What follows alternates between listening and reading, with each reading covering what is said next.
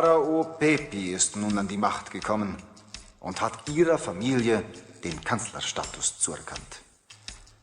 Doch die zentralisierte Macht wird zunehmend ausgehöhlt und regionale Herrscher werden immer mächtiger. Die Ernten in einigen Regionen fallen deutlich geringer aus als üblich. Und langsam beginnt das Schreckgespenst einer Hungersnot in Ägypten umzugehen. Men-Nefer, einst eine herrliche, schöne Stadt, ist dem Verfall preisgegeben. Sehr sagen schwere Zeiten voraus. Aus der zunehmenden Schwäche Ägyptens versuchen seine mächtigen Nachbarn Nutzen zu ziehen. Der Außenposten in Buhen wird von verwegenen kuschitischen Soldaten belagert, die aus Kerma geschickt wurden, der größten nicht-ägyptischen Stadt in ganz Afrika. Die Kuschiter verlangen Tributzahlungen und die geringste Provokation könnte zu einem direkten Angriff führen. Nubien hat ebenfalls seine Männer zu den Waffen gerufen und will verlorenes Land zurückerobern.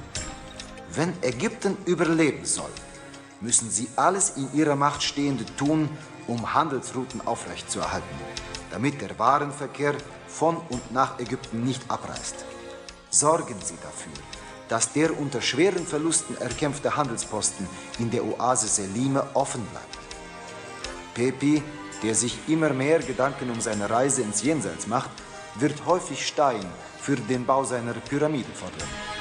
Andere Städte, denen es an Nahrungsmitteln mangelt, werden sie um Unterstützung bitten. Setzen Sie Ihre Ressourcen mit Bedacht ein. In der Oase gibt es viel wertvolles Holz, aber ein Teil des Waldes muss zerstört werden, um den Zugang zu den begrenzten Wasserressourcen zu erlangen. Hallo, herzlich willkommen zu meinem Let's Play Pharao. Ich bin euer Dominus und wir spielen die Kampagne Dungul, Bedrohung durch die Kuschiter. Ein neuer Pharao namens Pepi ist an der Macht und er hat unsere Familie in den Kanzlerstatus erhoben. Trotz dieser Ehre steht es um das Land Ägypten nicht gut. Die einzige zentrale Macht des Pharaos wird destabilisiert und Missernten bedrohen die Nahrungsversorgung der Bevölkerung. Die Schwächung Ägyptens machen sich unsere alten Feinde wie die Nubier oder Kuschiter zu Nutzen und greifen unsere Städte und Handelskarawanen an. Aus diesem Grund schickt uns der Pharao in die Oase Dungul, wo wir einen Militärposten errichten sollen, um die Handelsrouten zu sichern. Dabei soll unsere Stadt eine Bevölkerung von 3500 Einwohner haben, eine Wohlstandswertung von 20, eine Königreichswertung von 80, eine Kulturwertung von 20 und eine Monumentwertung von 6 sind dabei zu erreichen. Für eine Königreichwertung von 80 müssen wir jede Menge Forderungen erfüllen, die anderen Wertungen sollten kein Problem für uns sein. Wie immer, wenn wir in einer Oase siedeln, müssen wir dafür sorgen, dass unsere Bevölkerung mit frischem Trinkwasser versorgt wird.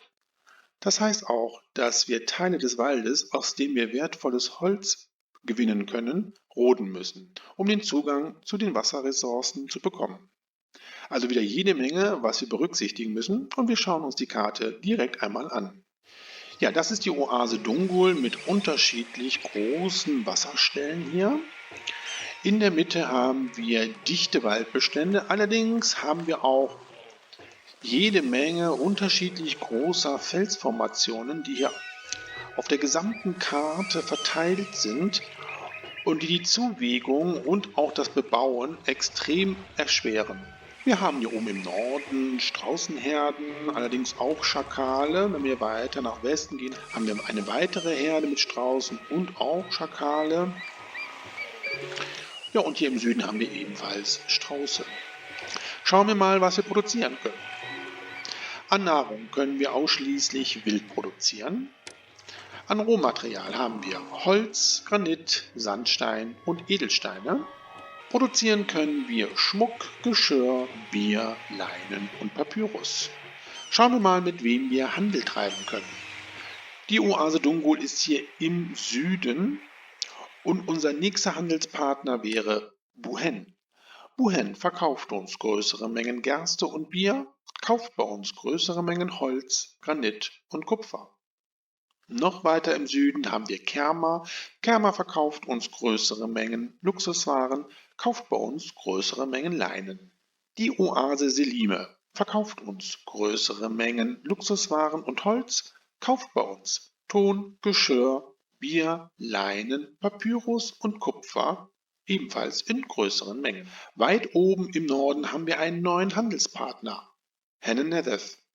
Dieser Handelspartner verkauft nur, und zwar Feigen, Ton, Bier und Flachs in größeren Mengen. Die Hauptstadt Mennefer verkauft uns größere Mengen Kichererbsen, Geschirr und Papyrus, kauft bei uns größere Mengen Ziegel, Gerste, Bier und Schmuck. Im Nildelta haben wir On. On verkauft auch nur, und zwar größere Mengen Ton, Schilf und Kalkstein. Ja, und ganz oben im Norden an der Mittelmeerküste haben wir Byblos. Byblos verkauft uns größere Mengen Holz und Kupfer, kauft bei uns größere Mengen Edelsteine und Schmuck. Ja, unsere Hauptexporte werden Edelsteine, Schmuck und Holz sein, später auch Papyrus.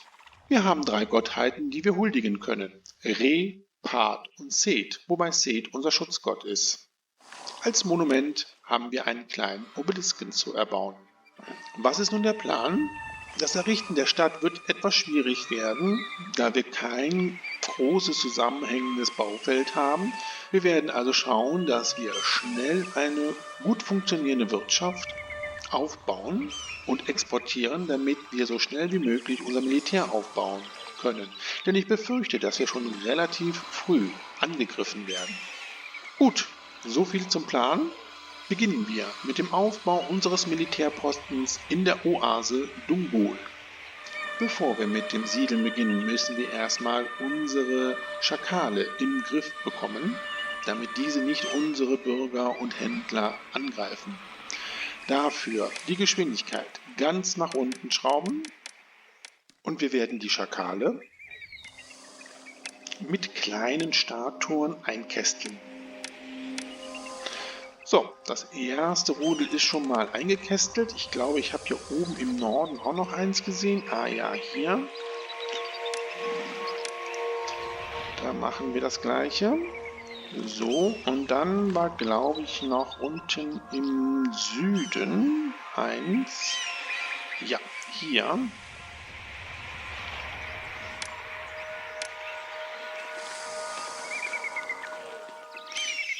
Ja, mit diesen Sanddünen ist das mal so ein Problem. Ich hoffe mal, dass ich jetzt alle Schakale soweit eingekästelt habe und wir können jetzt unbesorgt mit der Besiedlung beginnen. Ja, wir können noch nicht mit der Siedlung beginnen, weil hier ganz oben im Norden habe ich auch noch ein Rudel Schakale entdeckt. Das muss natürlich auch eingekästelt werden. So, ich hoffe mal, dass die auch jetzt entsprechend hier gesichert sind. Ja, jede Menge Geld ausgegeben, damit hier unsere Schakale uns nicht angreifen. Jetzt legen wir aber los. Ich habe jetzt hier am Eingang unserer Stadt ein Wohngebiet in der klassischen Bauweise konzipiert, sodass wir jetzt hier in der Mitte eine Zisterne errichten können. Im weiteren Verlauf habe ich jetzt hier die Straße, die durch diese Felsformation führte, begradigt, sodass wir eine lange Straße haben, an der wir jetzt kein Wohngebiet in der klassischen Bauform konzipieren. Wir werden jetzt hier die Parzellen entlang dieser langen Straße beidseitig ausweisen und wir werden auch hier unsere Dienstleistungsgebäude entsprechend errichten, sodass auch unsere Wohngebäude sich weiterentwickeln können. Damit fangen wir an. Das erste ist natürlich die Zisterne. Wir schauen mal, wo wir als erstes eine errichten können. Das wäre jetzt hier. Und wir weisen jetzt hier entsprechend die Parzellen aus, lassen jetzt hier entsprechend etwas Platz für Dienstleistungsgebäude.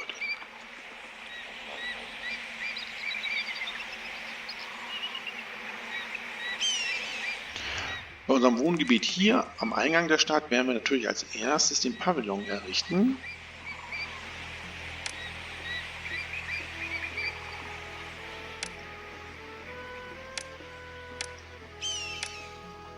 Und auch hier die Basics. Und wir weisen jetzt dieses Wohngebiet auch komplett aus. Wir vergeben wieder in gewohnter Weise unsere Prioritäten, zahlen wieder mehr Lohn und setzen die Steuer auf 0. Ja, und die Geschwindigkeit kann wieder auf 70% gestellt werden. Und dann warten wir wieder, bis unsere ersten Siedler unsere Stadt erreichen. Ja, die Parzellen sind fast alle besiedelt. Ich habe jetzt hier bei unserer Straßensiedlung noch die Sicherheitseinrichtungen gebaut und eine Sperre, damit unsere Dienstleister nicht den gesamten Weg gehen müssen. Bevor wir jetzt mit dem ersten Exportgut anfangen, nämlich Edelsteine, werden wir noch die Tempel errichten. Der Tempel des Seths kann hier errichtet werden. Und die beiden Tempel für Re hier und für Part hier. Dann bauen wir aber hier auch noch ein Architekturbüro auf und auch noch eine Sperre hier. Dann bekommt Seth noch einen Schrein als unser Schutzgott. Und dann beginnen wir jetzt mit dem Bau unserer Edelsteinminen. So, die Edelsteinminen errichten wir hier. Wir haben zwar nicht mehr sehr viel Geld. Die Edelsteinminen sind ja sehr teuer mit 480 Deben. Aber ich denke mir mal, wir kriegen noch etwas Geld vom Pharao. Naja, nicht ganz so viel, aber egal. So, dann bauen wir mal 3 Edelsteinminen. Schützen dieses hier. Und errichten das Warenlager.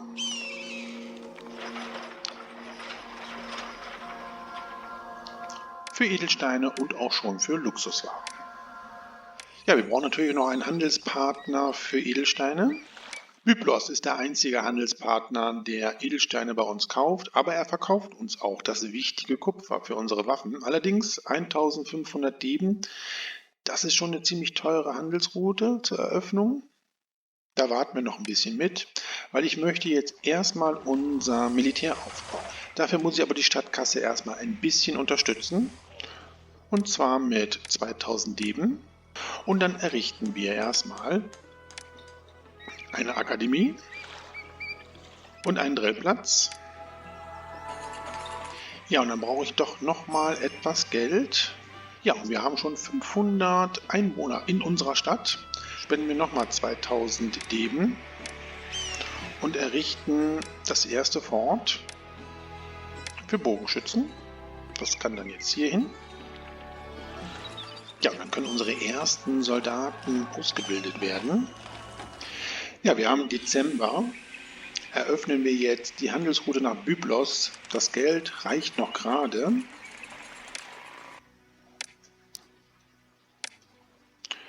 Und dann stellen wir auch Edelsteine und Luxuswaren bzw. Schmuck komplett dem Export zur Verfügung. Ja, dann hoffe ich, dass unser Handelspartner aus Byblos bald unsere Stadt erreicht. Ja, und gut, dass wir so früh mit dem Aufbau unserer Armee begonnen haben, denn in 6 Monaten wird eine beduinische Armee unsere Stadt angreifen. Ja, und da ist auch schon unser Handelspartner aus Byblos. Ich bin Händler mit Leib und Seele. Und kauft nun hoffentlich alle Edelsteine auf. Ja, wunderbar. Das Geld investieren wir jetzt mal in 2 Juweliere und in unsere Gesundheitseinrichtung. Ja, eine Handelsroute wird geschlossen, nämlich die nach Kerma, da die politische Lage instabil wurde. Gut, dass wir diese Handelsroute nicht eröffnet haben. Gut, errichten wir unsere Arztpraxen, eine hierhin und die andere kann hierhin. Ja, und wir haben sogar noch ein bisschen Geld übrig für eine weitere Edelsteinmine. So, damit ist aber auch das Geld jetzt schon wieder ausgegeben. Ja, und eine Handelsstadt wird belagert, nämlich die Stadt Buhen. Ja, mit beiden Städten können wir jetzt nicht mehr handeln und Buhen war auch der einzige Handelspartner, der Holz gekauft hätte. Ja, gut, dass wir mit den Edelsteinen und dem Schmuck begonnen haben. Ja, eine Stadt fordert Waren. Die Stadt Buhen bittet um 60 Einheiten Waffen, da sie eingekesselt sind, in 3 Monaten. Ja, diese Forderung können wir natürlich in dem Zeitrahmen nicht erfüllen. Das sind ja fast 2 Warenlager voll. Da müssen wir die Stadt Buhen leider enttäuschen. Ja, und mittlerweile haben wir jetzt auch schon Schmuck in unserem Warenlager. Das sollte eigentlich jetzt unsere Stadtkasse wieder etwas auffrischen. Wir müssen uns hier wirklich Schritt für Schritt hocharbeiten. Ja, 1 Monat bleibt uns noch, bis die Beduinen uns angreifen. Ja, und wir haben Schulden, aber ich hoffe mal, dass wir jetzt hier wieder Ware verkaufen können. Ja, es ist soweit. Die Beduinenarmee greift uns an. Wir schauen mal wo. Ja, und hier nochmal die Forderung nach 60 Waffen für die Stadt Wuhan, jetzt in 24 Monaten, was uns aber auch in diesem Zeitrahmen nicht möglich sein wird. Da sind unsere Beduinen ziemlich nah an unserem Fort. Stellen wir die Geschwindigkeit mal runter. Ja, und dann können wir uns mal hier platzieren. So, und dann richten wir euch noch aus. Ja, dann hoffe ich mal, dass unsere Bogenschützen erfolgreich gegen die Beduinen sind. Ja, die Beduinen greifen jetzt an. Naja, so viele sind das jetzt nicht. 5 Beduinen gegen 16 Bogenschützen. Das sollte eigentlich funktionieren. Es wird auch schon kräftig geschossen. Ja, ein zäher Kampf hier. Aber es sieht ganz gut aus. Die ersten Beduinen sind schon gefallen. Aber auch unsere Bogenschützen werden hier dezimiert. Ja, der letzte Beduine ist auch erledigt worden. Sehr gut. Aber wir sehen, dass auch einige Bogenschützen gefallen sind. Ja, von 16 haben wir jetzt noch 11. Gut, dann könnt ihr zurück. Geschwindigkeit kann wieder auf 70. Ja, wir müssen jetzt erstmal wieder verkaufen, aber unser Lagerhaus ist gut gefüllt und da kommen auch schon die Händler.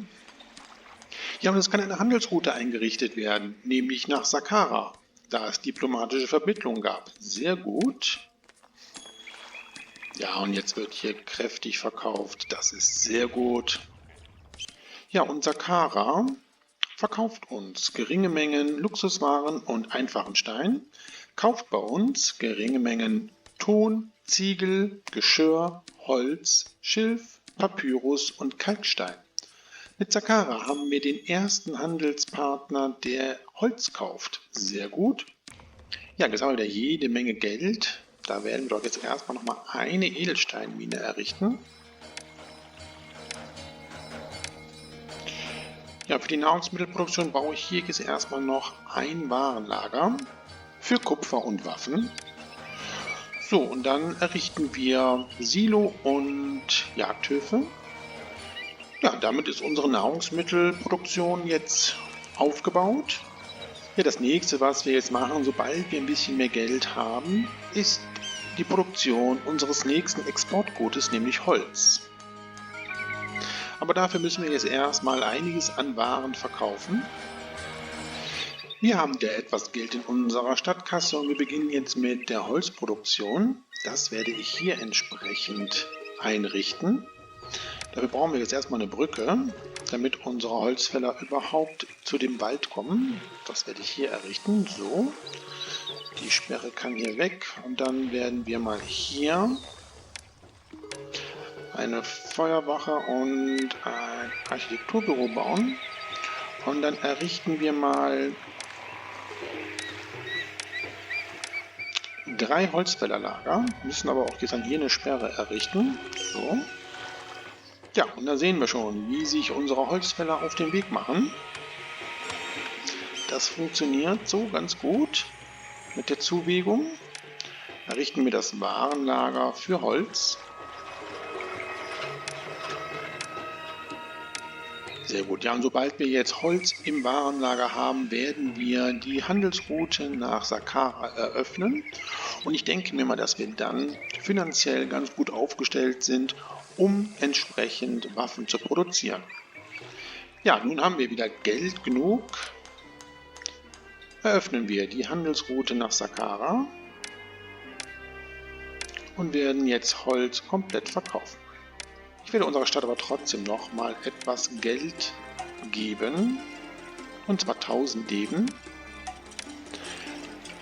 damit wir noch ein weiteres Fort bauen können für die Bogenschützen.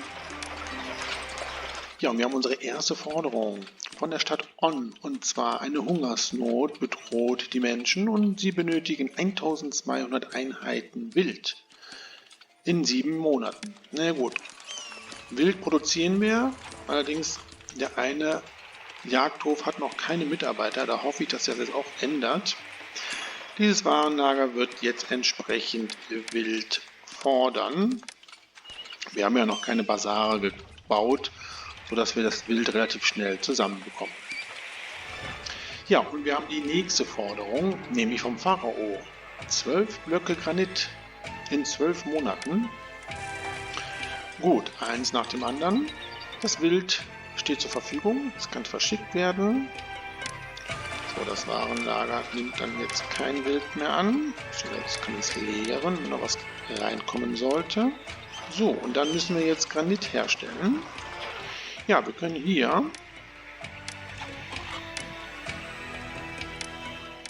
zwei Granitsteinbrüche bauen. Dann werden wir diese Straße hier versetzen.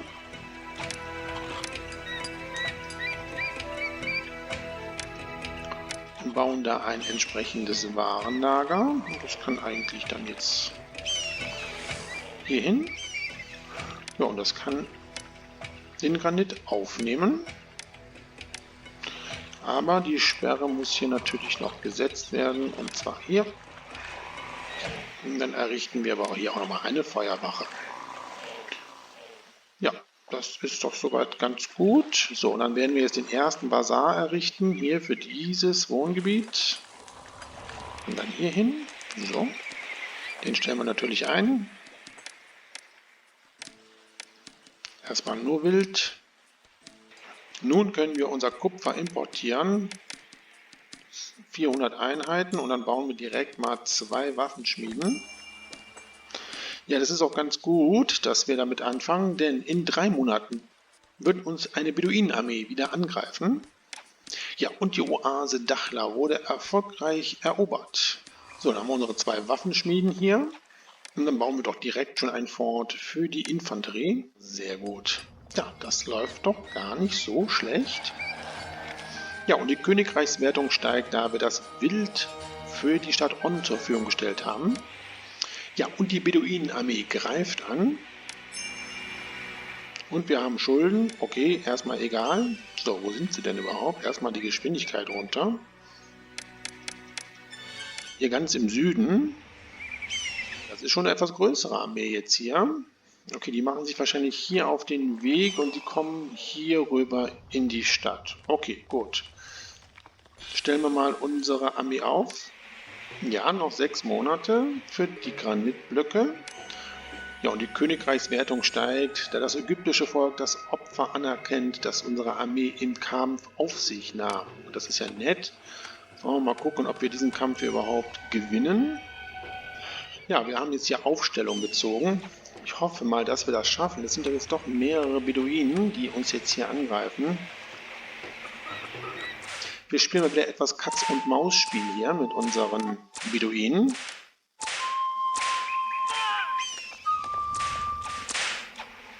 Ja, diese Beduinen sind ja einfach in unsere Stadt eingedrungen, unverschämterweise.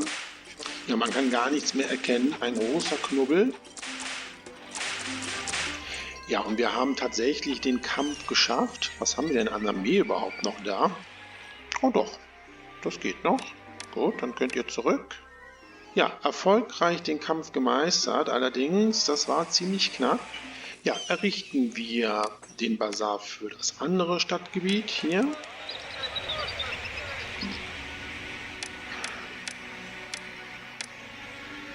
So, und die Forderung kann erfüllt werden für den Granit. Dann verschicken wir dieses direkt. Ja, und Granit müssen wir ja sammeln für unseren kleinen Obelisken. Ich möchte aber mit dem Geld, was wir jetzt haben, hier mal unsere Stadt etwas befestigen.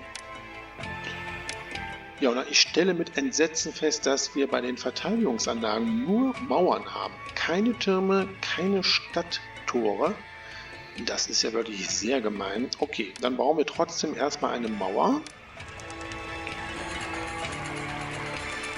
So. Und so. Und dann werden wir das hier weiterbauen. So. zwar jetzt im Minus, aber ich denke mal, das werden wir gleich wieder ausgeglichen haben. Der kleine Trick ist hoffentlich, so die Theorie, dass unsere Feinde hier durch diese Öffnung kommen. Wir können ja hier diese Straße nicht verschließen. Und dass dadurch unsere Feinde natürlich nicht mit der kompletten Stärke uns angreifen können, sondern immer hier durch diese Öffnung durch müssen. Ja, und wir haben einen verbesserten Handel. Saqqara kauft mehr Holz. Ach, wunderbar. Ja, und die Stadt Bohen ist gefallen, da wir die 60 Einheiten Waffen nicht geschickt haben. Trotzdem steigt die Königreichswertung, da wir den Granit zur Verfügung gestellt haben. Ja, und Saqqara kauft jetzt 2500 Einheiten Holz. Das haben wir aber schon fast erreicht hier. Ich denke mir mal, da brauchen wir jetzt nicht noch einen zusätzlichen Holzfäller zu bauen.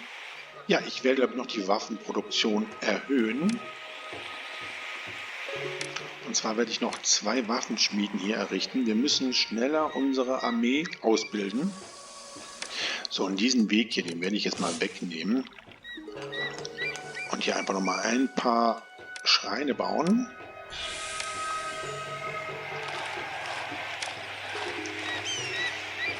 Ja, und hier unsere Mauer, die werde ich jetzt hier in dem Bereich, wo der Durchgang ist, noch etwas verstärken. Meine Idee ist nämlich, dass wir hier eine doppelte Mauer haben. Ja, und ich habe jetzt hier diesen Eingang auch nochmal etwas verstärkt, sodass unsere Feinde wirklich hier keinen Platz haben, um sich entsprechend aufzustellen. Schauen wir mal, ob das so funktioniert. Ja, mit 2 Statuen noch verschönert. Ja, und gut, dass wir diese Vorbereitungen durchgeführt haben, denn eine Armee der Kushiter wird uns in einem Jahr erreichen. Schauen wir mal, wie weit unsere Armee dann ausgebildet ist. Ja, hier werde ich auch noch mal ein bisschen was verändern. Hier werden wir eine Straße herausbauen, um dann hier ein Musikpavillon zu errichten. Oh, es brennt ein Jagdhof. Doof. Und dann errichte ich hier nochmal einen Granitsteinbruch. Dafür müssen wir natürlich die Sperre hier verschieben. Ja, errichten wir jetzt noch schnell ein zweites Fort für die Infanterie. Das kommt dann direkt hier hin. Und dann wollen wir mal hoffen, dass wir noch so viele Infanteristen wie möglich ausbilden können, bevor der Kampf beginnt. Ja, nun gönnen wir unserer Bevölkerung auch mal etwas Unterhaltung. Wir bauen hier eine Jonglierschule. Ja, und wir könnten jetzt eigentlich mal unseren Festplatz auch mal errichten.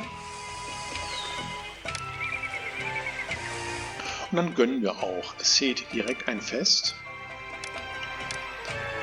Vielleicht haben wir ja Glück und wir bekommen einen Segen. Es ist soweit. Die Kushiter greifen uns an und ich weiß, dass das ein sehr harter Kampf werden wird. Schauen wir mal, wo sie angreifen. Ja, wie ich mir gedacht habe, hier am Eingang unserer Stadt. Gut, dass wir es so gut befestigt haben. Geschwindigkeit runter. Und dann werden wir unsere Armee mal positionieren. Ja, das ist eine richtig große Armee, die hier auf unsere Stadt zumarschiert. Die erste Welle der Feinde ist schon fast da, aber unsere Armee ist auch zur Stelle. Ja, man hat schon unsere Statuen zerstört, das macht nichts. Ja, unsere Infanterie ist jetzt auch endlich da. Ja, und wir schießen aus allen Rohren und kämpfen, Gott sei Dank. Der Rest der feindlichen Armee sammelt sich hier draußen noch. Ja, das wird ein harter Kampf werden. Bin sehr gespannt, ob wir hier als Sieger hervorgehen. Während des Kampfes wird uns mitgeteilt, dass wir eine Handelsroute einrichten können, und zwar nach Nechen. Ja, noch hält unsere Infanterie hier und der Feind sammelt sich weiterhin noch vor den Toren, aber die nächste Angriffswelle kommt bestimmt. Ja, jetzt greifen die Kushiter mit allem an, was sie noch haben. Aber sie müssen halt durch diese enge Passage. Ich glaube, das war keine schlechte Idee von mir. Aber solange er nur meine Statuen zerstört, geht das ja noch hier. Ja, das ist ein großer Kampf hier. Ich hoffe mal, dass wir hier tatsächlich den Sieg erringen werden.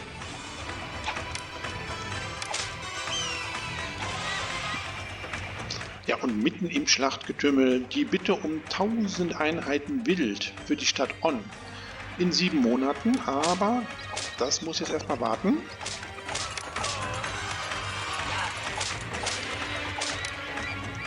Ja, der Feind ist tatsächlich auf der Flucht. Wir haben diesen Angriff getrotzt. Ja, das ist wunderbar. Ihr könnt sofort zurück. Ja, und die Geschwindigkeit können wir jetzt wieder erhöhen. Und wir können uns unserer Stadt wieder widmen. Ja, während des Kampfes hatten wir ja eine Forderung nach 1000 Einheiten Wild. Da werden wir mal hier direkt das Warenlager einstellen. Das sollte schnell erledigt sein. Ja, ihr bekommt eure 1000 Einheiten Wild.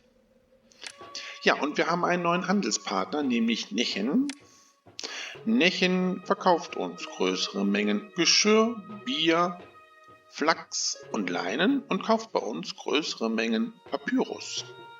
Ja, Papyrus wäre noch ein Exportgut, was wir herstellen könnten. Wir werden aber jetzt erstmal ein Warenlager für Granit errichten.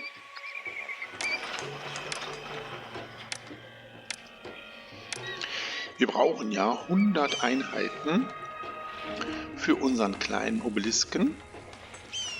Ja, und nach diesem Sieg gegen die Kushiter gönne ich mir jetzt mal meinen eigenen Wohnsitz. Mit der Ernennung zum Kanzler haben wir jetzt einen Dynastiewohnsitz, der auch wesentlich größer ist, nämlich 5×5. Der kommt hier rein. Ja, wie gesagt, das ging jetzt relativ schnell. Ja, und der Pharao möchte 15 Blöcke Granit haben, die bekommt er auch gleich. Wir werden aber jetzt erstmal hier die Zuwegung herstellen. Und natürlich auch noch eine Sicherung. Feuerwache und Architekturbüro. Und dann baue ich mir hier auch noch eine Bühne. Etwas Unterhaltung vor meinem Dynastiewohnsitz. Sehr schön. Gut, die Forderungen. Wild kann verschickt werden und die Granitblöcke auch. Sehr schön. So, dann können wir das Warenlager hier auch wieder umstellen. Ja, starten wir unsere Papyrusproduktion. Dafür bauen wir jetzt erstmal die Warenlager. Dieses Warenlager wird Schilf und Papyrus annehmen. Und dieses Warenlager wird später Ton annehmen. Für unsere Geschirrproduktion. Ja, wir müssen für Schilf erstmal einen Handelspartner finden, der dieses Gut verkauft. Das wäre in diesem Fall On. Dann eröffnen wir die Handelsroute und importieren mal 800 Einheiten Schilf und das Papyrus können wir komplett verkaufen. Ja, und dann würde ich sagen, bauen wir mal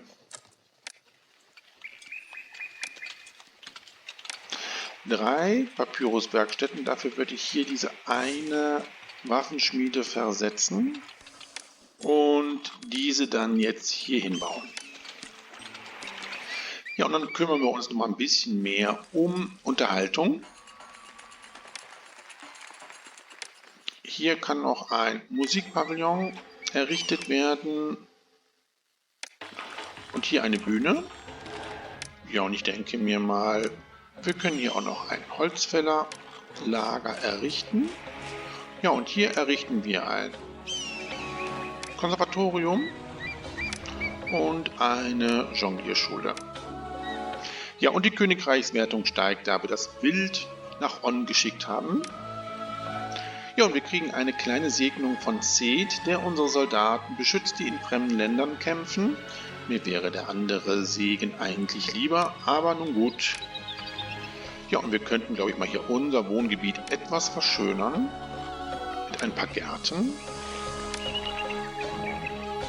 Ja, und wieder steigt die Königreichwertung, da wir den Granit zur Verfügung gestellt haben. Nun werden wir auch mal den Granit für unseren Obelisken hamstern. Ja, und wir können wieder eine neue Handelsroute einrichten, nämlich zur Oase Dakhla.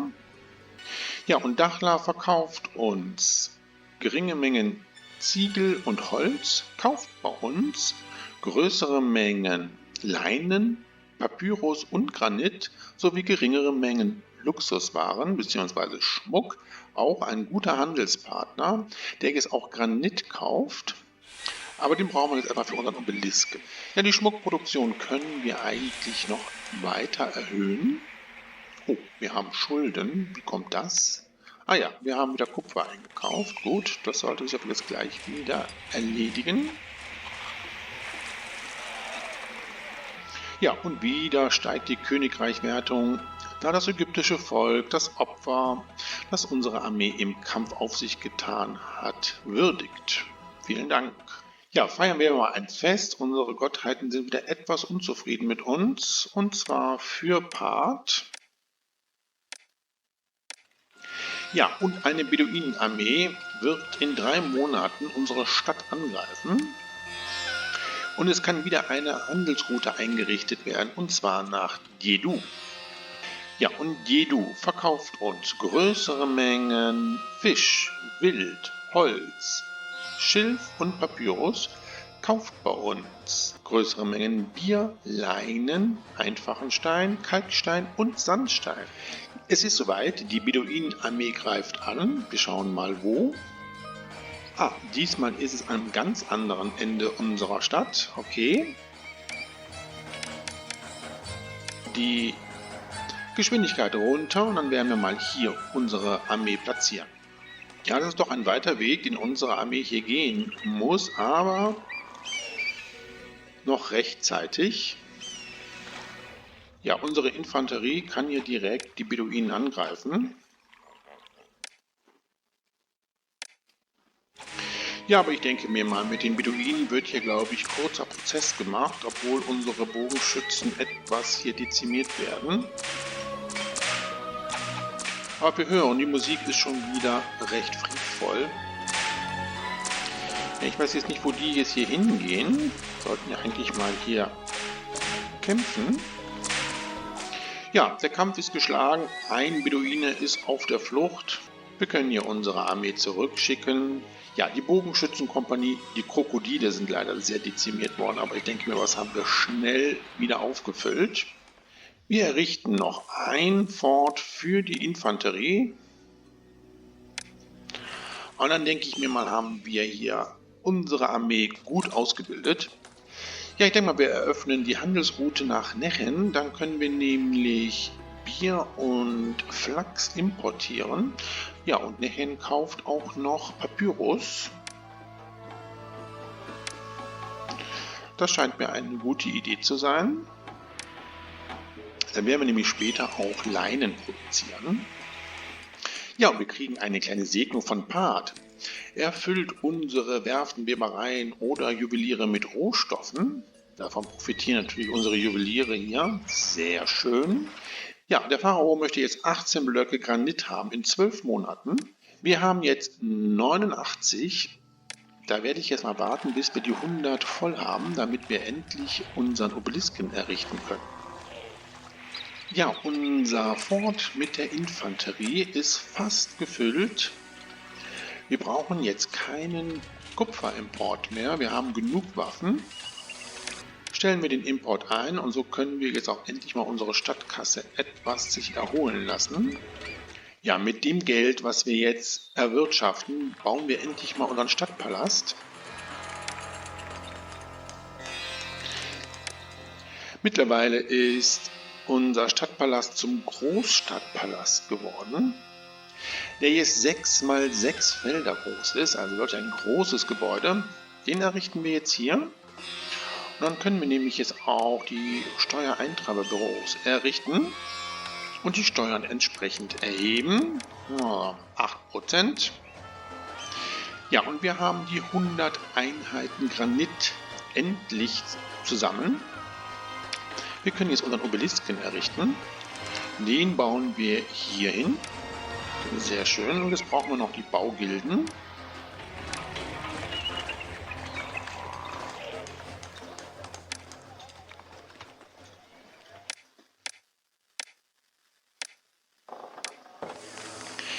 Ja, jetzt wo wir unseren Obelisken errichtet haben, können wir Granit auch verkaufen. Allerdings werden wir jetzt erstmal die Forderung des Pharaos entsprechend erfüllen.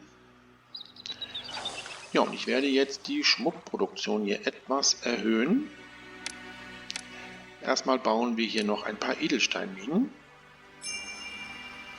Ja, und wieder eine Hungersnot, wieder in On. 400 Einheiten Wild in 7 Monaten. Das sollte jetzt ja nun wirklich kein Problem sein.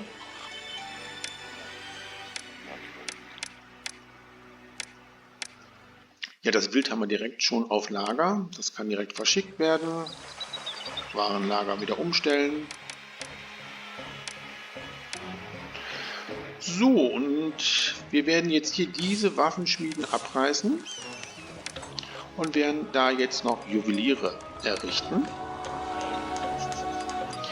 Ja, und die 18 Blöcke Granit sind auch schon im Lager. Das verschicken wir. Ja, und dann eröffnen wir die Handelsroute zur Oase Dakhla, da diese auch Granit kauft.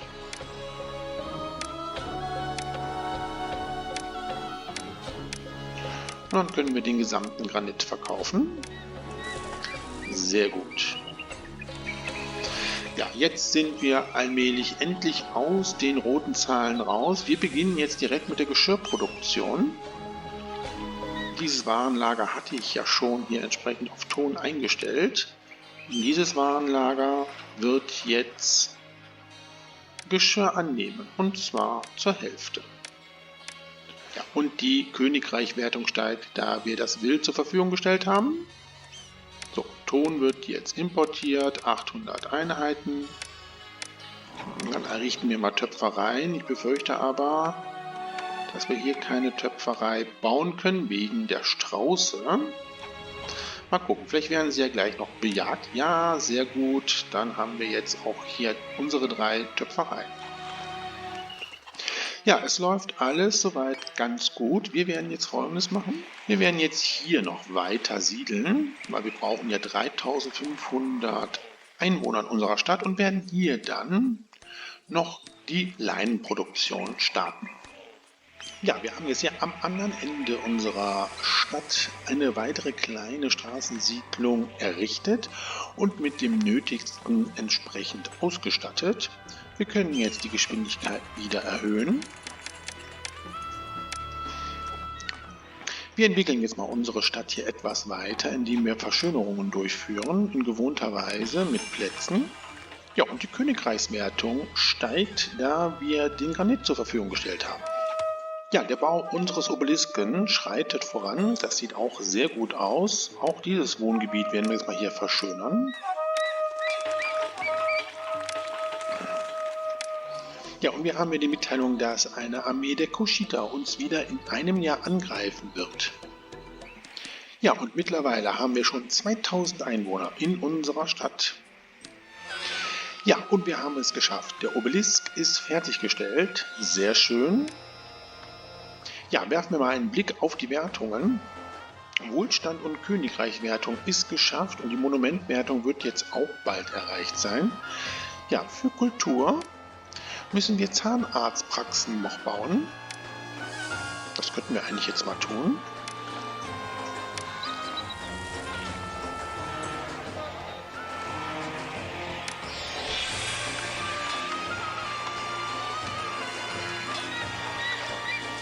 Ja, wo der Obelisk jetzt fertiggestellt ist, brauchen wir eigentlich auch nicht mehr so viel Granit.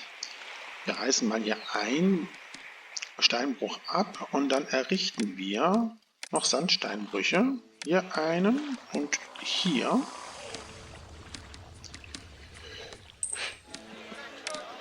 und errichten hier noch ein Warenlager für den Sandstein.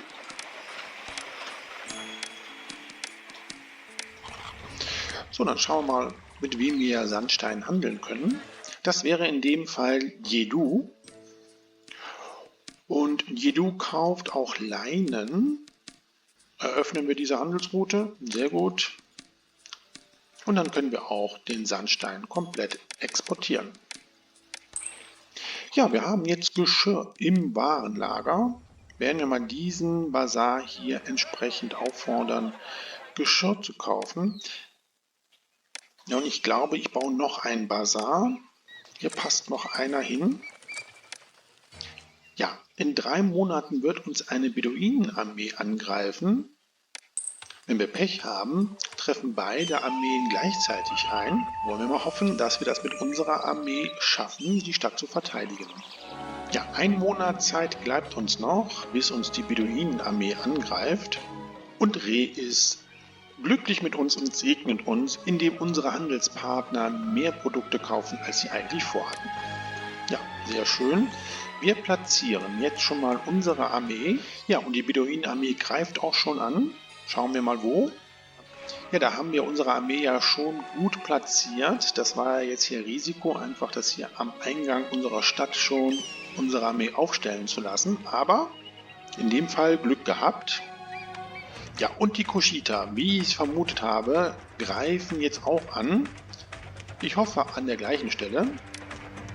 Ja, und die Königreichswertung steigt. Mal wieder würdigt das ägyptische Volk das Opfer, was unsere Armee im Kampf auf sich nimmt. Nun ja. Ja, vielleicht sollten wir mal die Geschwindigkeit runterschrauben. Ja, viel Platz lasse ich meiner Armee hier nicht. Aber ich glaube, die Beduinen werden wir schon direkt hier ausschalten mit unserer Infanterie. Ja, wir haben die Beduinen direkt jetzt angegriffen. Ich hoffe, dass wir hier siegreich sind. Die Kushita verharren noch etwas. Ja, die Reste der Beduinenarmee ist auf der Flucht und unsere Truppen ziehe ich jetzt mal wieder zurück. Die schicke ich direkt zum Fort. Wir haben ja jetzt hier noch eine volle Armee für die Kushita. Diese Armee ist nicht so groß wie beim ersten Angriff. Ja, jetzt greifen wohl die Kushita an. Aber wie gesagt, ich mache mir da, glaube ich, jetzt keine großen Sorgen, da die Armee wesentlich kleiner ist. Ja, der Kampf ist hier voll entbrannt.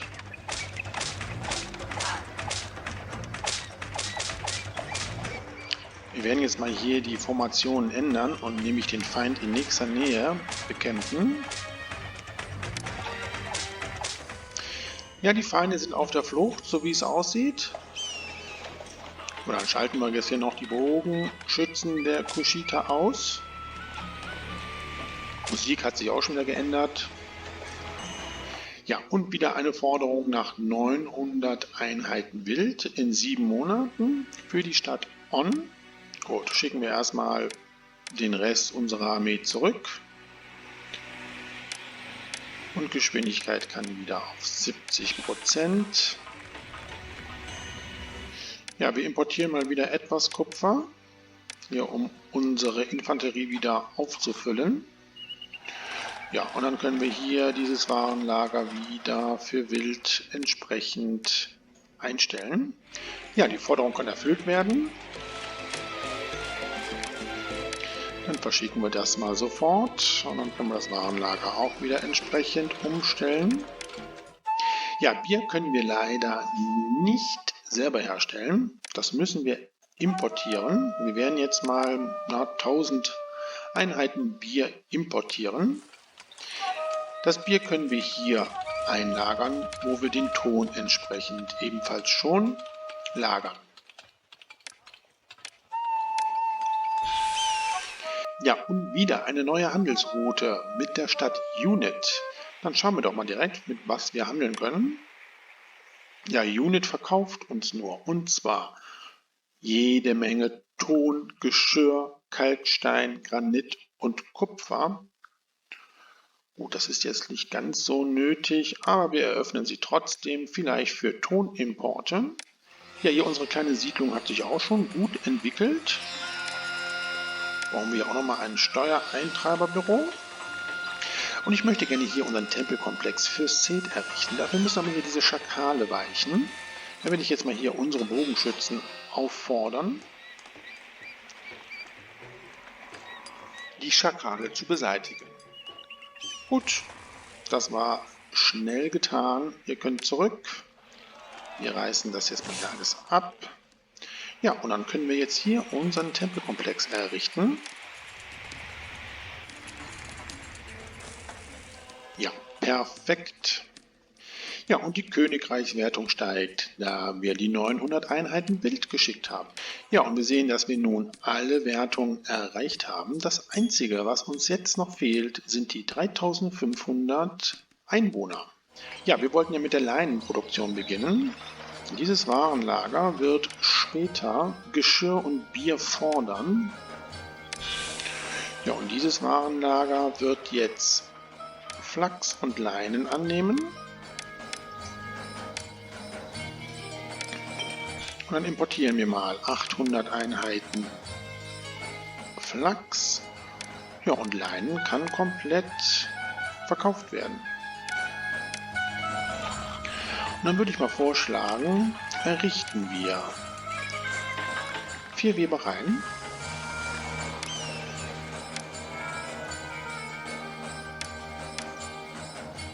Ja, auch Bier haben wir jetzt im Lager.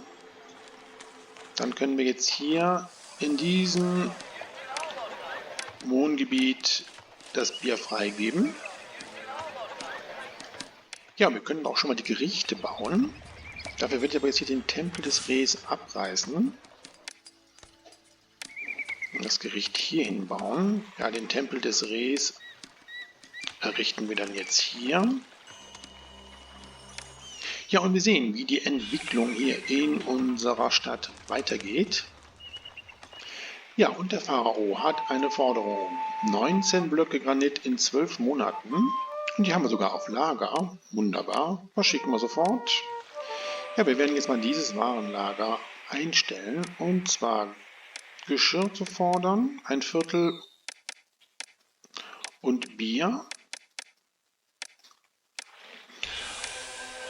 Und wir werden jetzt etwas Geschirr auch mal importieren. So 800 Einheiten. Das können wir uns, glaube ich, gut leisten. So, und dann können auch hier dieser Bazar Geschirr und Bier kaufen. Das Einzige, was wir jetzt noch im Auge behalten müssen, ist die Arbeitslosigkeit. Wir müssen dafür sorgen, dass genügend freie Arbeitsstellen zur Verfügung stehen. Ja, in diesem Stadtgebiet werde ich jetzt noch eine Schreibschule etablieren. Die passt hier noch genau rein. Ja, und für Papyrus werden wir ein kleines Limit von 200 Einheiten im Warenlager einstellen. Ja, und wir haben die 3000 Einwohnermarke geknackt. Ja, wir haben jetzt hier in diesem Warenlager Geschirr. Wir können jetzt diesen Bazar auch entsprechend anweisen, Geschirr zu kaufen. Ja, und unseren Tempelkomplex werden wir jetzt noch mit dem Altar des Anubis und dem Orakel der Sachmet vervollständigen. Ja, gönnen wir diesem Wohngebiet doch hier noch eine zweite Nahrungsmittelart. Wir haben sowieso ein bisschen zu wenig. Wir werden jetzt hier dieses Warenlager für Kichererbsen freigeben. Dieses Silo wird Kichererbsen fordern. Wir importieren mal 1500 und nur dieser Bazar hier entsprechend wird Kichererbsen kaufen. Haben wir auch schon eingestellt, sehr gut. Aber die anderen Bazare sollten das jetzt nicht machen. Deswegen müssen wir die jetzt noch einstellen.